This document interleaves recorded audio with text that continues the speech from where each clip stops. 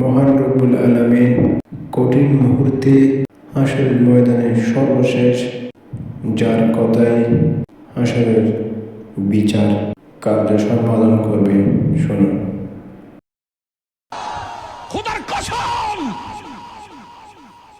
কে জান্নাতি কে জাহান্নামী আল্লাহ জানে। কার নেকি কত আল্লাহ জানে, কার বদি কত আল্লাহ জানে।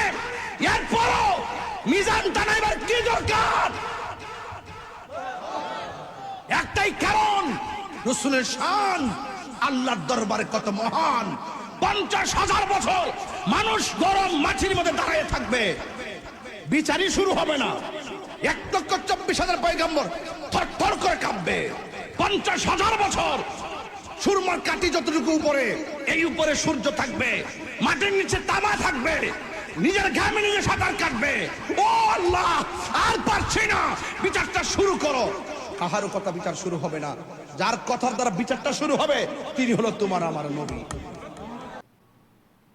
সব সময় আমাদের ভিডিওগুলো পেতে YouTube, Facebook, Instagram, TikTok follow, subscribe করে লাইক করে আমাদের সঙ্গে থাকুন।